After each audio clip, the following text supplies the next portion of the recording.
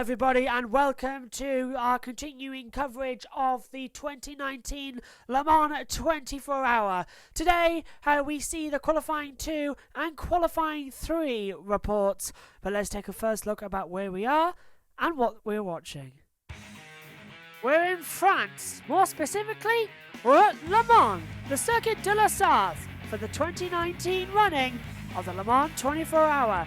And what a circuit it is as well, just over 13.5 kilometres, with the most famous names in motorsport: the Dunlop, the S's, Terra-Rogia, the Mulsannes, the Michelin Chicane, Indianapolis, Arnage and the Porsche Curves.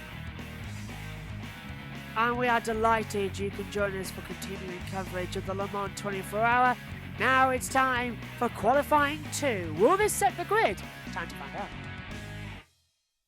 Hello everybody and welcome to Le Mans for 2019 and welcome to our qualifying 2 report. The last session to take place in the daytime before Saturday's big race as well. And it is an absolutely fantastic qualifying.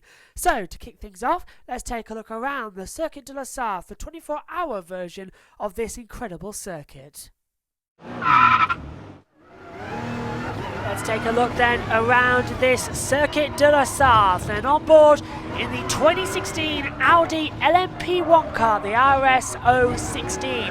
Coming out of the last corner, four-wheel drive, provides some lack of drive out of the last corner, but start the clock up now towards the Dunlop curve at turn 1, 5th gear corner. Immediately hard on the brakes coming into the Dunlop chicane, down to 2nd gear, ride the curves hard. Little bit of power, you'll allow a little bit of oversteer as you come down now towards the S's. 4th gear, 5th gear, drop down to 3rd, get the car on the banking part of the track, come up now towards Terra-Rogia at 8th gear, drop down 4th gear now, and nice and wide at the exit as you head down the Mulsanne straight for the first time. Don't forget, it's not the original Mulsanne straight, because now they have got the 2 chicanes, the Forza chicane followed by the Michelin chicane.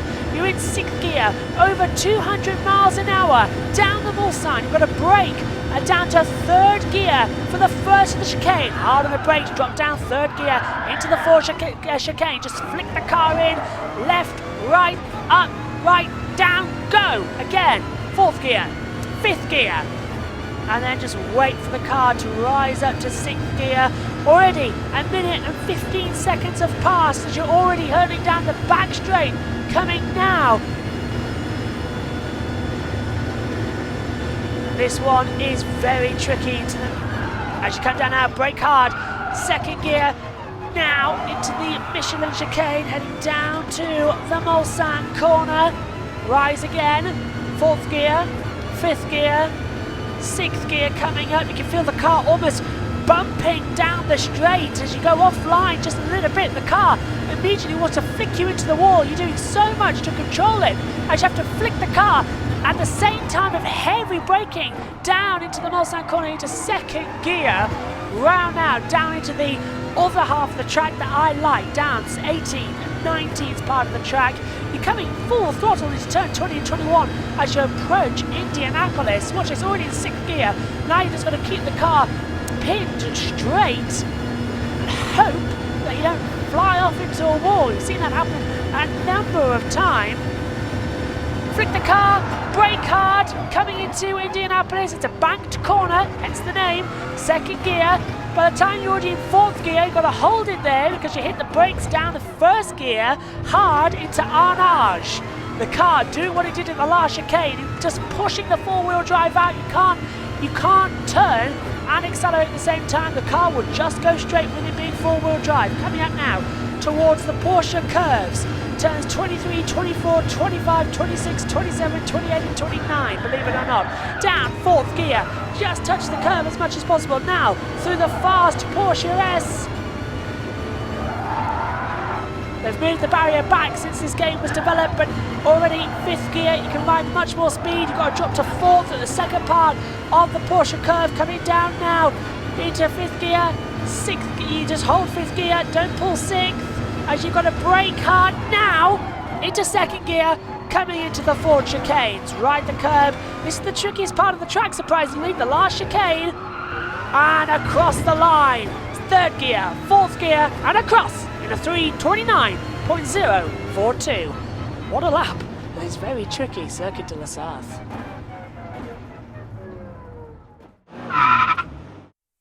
And let's get straight into the qualifying 2 report then from the Circuit de la Sarthe for the 24 Hours of Le Mans. It was Toyota who took control of qualifying in the 24 hours in the second session. It looked at the front 2 rows of the grid. Kobayashi put Toyota on provisional pole in qualifying 1 on last night, if you remember. His time was a 3:17.161. However, they, in a clean run into the start of qualifying 2 session a few hours ago, allowed Kobayashi in the car, again number 7 Toyota, to improve to a 3-minute 15.497, putting him just over 1/10 of a second shy of the pole lap from 2018 and 1 second away from the overall lap record, which is a 3-minute 14.791 set by Kamui Kobayashi in 2017 as well. It's all my commentary notes just to the side of me. The sister, number 8, Toyota as well, also took advantage of the clear track and the breeze of fresh air. The car rose to P2 while she was fourth yesterday. Nakajima, as well as Alonso and Buemi in the number 8 Toyota, recorded a lap 4/10 of a second slower than Kobayashi's to give a 1-2 on the grid. SMP were third in quali 2. Mikel Aloshin improved to 3rd, in the number 11 BR Engineering. 1.5 seconds off the pole position lap record overall. SMP entry that had sat second overnight dropped back to 5th overall in LMP1 as well. And the Rebellions were P4 thanks to a very good lap by Neel Jani. Into LMP2, and it was Pastor Maldonado who continued to set the pace for Dragon Speed, number 31 yesterday in the car as well. So there were 0.3 off a second to keep the number 31 fastest overall on a provisional class pole. Stefan Rakelmi put the Jackie Chan DC Racing number 38 second in class. The Scientech Alpine Matmut ended the session P3 despite failing to improve its time from last night in Quali 1. In the GTE Pro class, after a few improvements, only really was the pole stepped up in the last quarter of an hour of the session. Michael Christensen lifted Porsche up to P1 overall in the number 92 Porsche 911 RSR. As well, back-to-back improvements for Antonio Garcia put Corvette number 63 into P2, 300 seconds shy of the best effort. While overnight, pole sitter Harry Tinkerell's lap remained good enough for the 67 Ford GT Team UK, the Chip Ganassi's entry, put him third overall as well. In the GTE AM class, completely unchanged from the first qualifying session as well. Absolutely nobody improved in Quali 1. Led a Porsche 123 with the Dempsey Proton Racing number 88 Porsche staying on top of the timesheets as well, ahead of Team Project 1 and Spirit of Race in second and third place as well. There was a red flag in the session just to report on as well. Half an hour the session was red flag for. Suspected engine failure as well for the number 3 Rebellion, meant that out of the Mulsanne corner he stopped on the track on the run down to Indianapolis and Arnage, so the session was red flagged for half hour while the oil was cleaned up all the way from the Michelin chicane down through Mulsanne as well.